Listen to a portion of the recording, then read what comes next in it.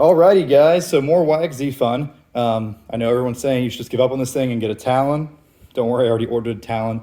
This thing sucks for mudding, but we're still gonna try to make it decent for everything else. And because I like it too much with the clutch pedal, I'm at least gonna keep it for a few months, right? So we gotta see what we can do. I'm not quite ready to pull the transmission out of my brand new unit yet and ship it off or rebuild it with lower gears. So I'm gonna try one of the band-aids people say, which is put a heavier flywheel in it, and that it makes it more enjoyable for slow speed stuff and less likely to stall out, which makes sense, right? Obviously, you're adding more rotational mass, more rotational inertia. You're gonna lose some horsepower by doing that. But unlike most machines, this thing has a flywheel that's outside. That flywheel is mounted on the drive shaft down here, for those who aren't familiar. And there's your drive shaft that goes from your engine to the input to the transmission. So it's a pain in the butt to get out. There's a right way to do it and a wrong way. I'll show you how I did it. It's probably the wrong way. So this little plastic shield connects right down there to here, like so. This comes out with 410s, very easy. Obviously, I'm gonna leave that off. This is a metal cover that goes around the flywheel. Seems like a safety thing maybe.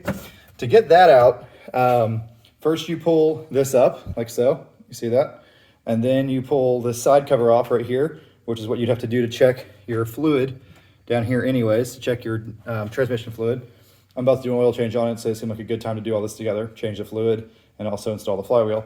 But then you realize that you've got to get this sucker out in order to gain access to the bolts on the drive shaft, and then gain access to the bolts on the flywheel. So you're like, well, how do I do that? This thing is really wedged in there. So it's mounted in with two 10mm bolts. One of them bolts right here, the other one bolts up here. You get those out pretty easily, and then there's your flywheel. As you can see, it's already a pretty thick flywheel, considering most side-by-sides don't even have one.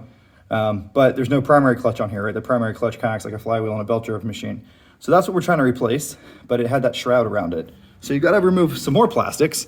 I didn't remove them, I just kind of partially removed them. So I pulled this one up like this, which didn't take a whole lot of effort after I pulled these two bottom pins on it. And when you pull this one up, you can then pull this one out, like so.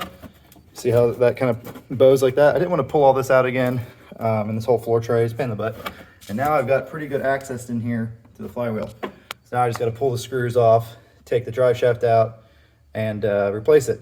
I should be able to do all this without loosening up the transmission, because that drive shaft just bolts up flush to there. So once I get those bolts off, it should fall down and slide off. There should be enough play in the joint, I'm hoping, because there's a U-joint on both sides of it. There's a U-joint under here. I guess I can show you that. There you go. So I should be able to get it out of the way. No problem. All looks very nice. I don't love how many U-joints are on this machine because of the divorce setup. There's U-joints everywhere.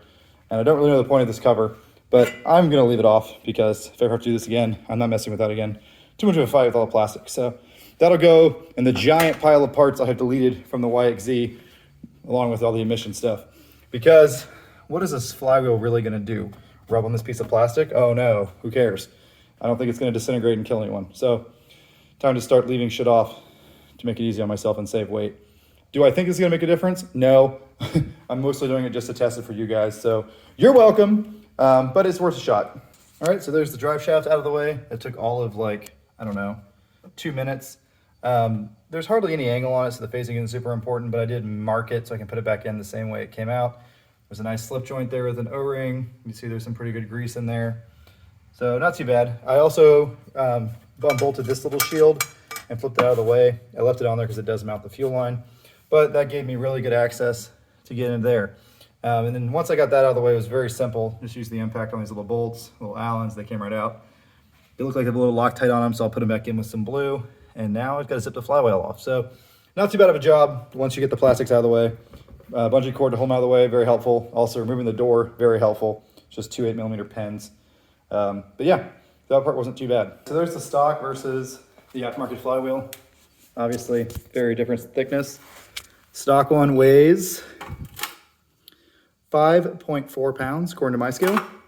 And the aftermarket one weighs 9.3 pounds. So significantly heavier. So you think, oh, that's gonna make a huge difference, right? Well, there's a lot of other rotational inertia in the drivetrain, like everything from the axles to the brakes to the wheel hubs to the drive shafts to the gears in the transmission. This piece is the thing that's spinning the fastest, obviously, especially when you're in first gear. This is spinning a whole lot faster than the rest of the drivetrain because this thing is a gear reduction going out to the diffs, which are a bigger gear reduction. So the faster it spins, the more it contributes to its rotational inertia. Also, the diameter matters a lot for rotational inertia. So let's see if it's any bigger diameter. That's a good thing to check before we install it, and which point I'm much harder to check that. So there's this aftermarket one, there's a stock one. So it is a little bigger in diameter. Not much, but a little bigger. And that's gonna probably contribute a lot to the rotational inertia. We're not gonna bother doing the math. Maybe we'll do it later. Pretty simple equation. But we're gonna bolt the sucker up, and now it's gonna do wheelies. Just kidding. But maybe it'll be a little bit more drivable.